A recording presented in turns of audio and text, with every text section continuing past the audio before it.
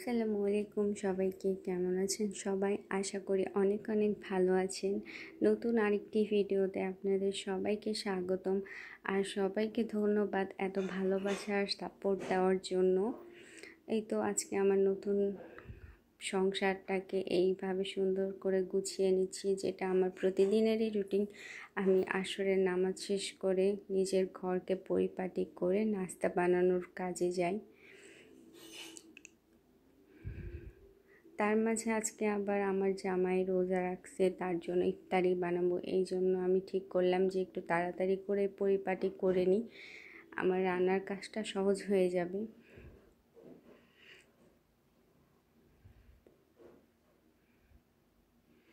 আজকে dressing table ঠিক করতে আসার সময়ই আমার একটু তার সাথে ঝগড়া হয়ে যায় যে বারবার সে একটু অগোছালো করে রাখে, যেটা আমার পছন্দ হয় না। আমার ঘর কখনোই আমি অগোছালো পছন্দ করি না, সেটা বারবার সে ইচ্ছা করে হয়তো এরকম করে আমাকে একটু বিরক্ত করার জন্য।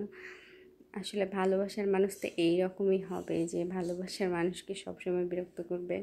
ফাইনালি আমার রুমের লুক এইটা, কেমন লাগছে সবাই কমেন্ট করে জানাবেন। তারপর চলে আসলাম আমি রান্নার কাছে। তার জন্য আজকে তার পছন্দেরই ফ্রাইড রাইস বানাবো। তো আমি চুলাতে দিয়ে দিলাম পানি গরম করতে। তার মাঝে আমি একটু চাউলটাকে ভালোভাবে ধুয়ে নিব।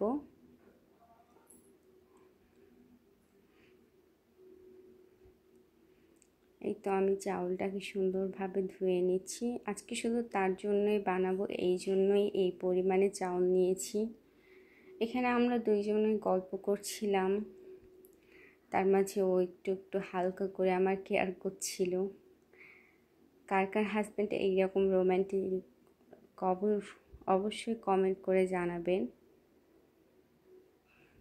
তারপর আমি চুলায় দিয়ে দিলাম ফ্রাই প্যান।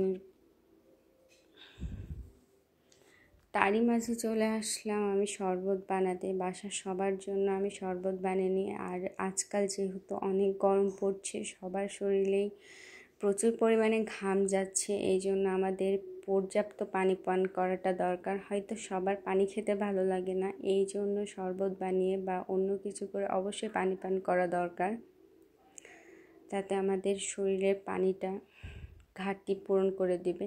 এখানে একটা মজার কাহিনী হয় যে আমাদের বড় চাকর কিন্তু বড় ধার নেই, সেই জন্য একটু কাটতে অসুবিধা হচ্ছিল। তারই মাঝে আমি তার সাথে সাথে চাউলটাকে ভেজে ধুয়ে নিলাম। এইদিকে শরবত বানাতেও শুরু করে দিয়েছি, কারণ আমার হাতে সময় কম ছিল।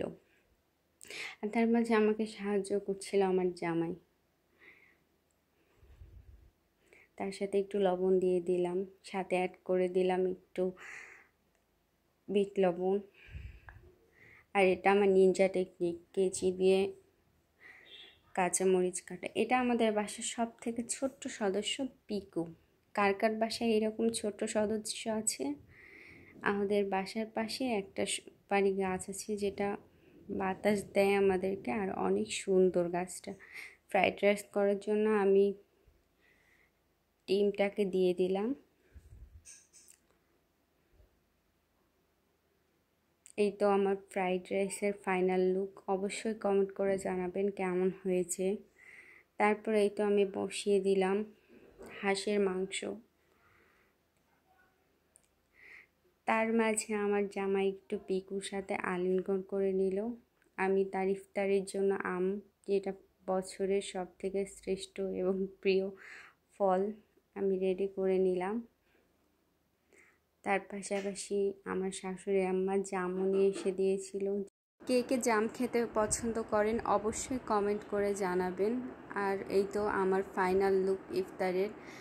আমার সব করা শেষ। সবাই ভালো থাকবেন, সুস্থ থাকবেন। আল্লাহ হাফেজ।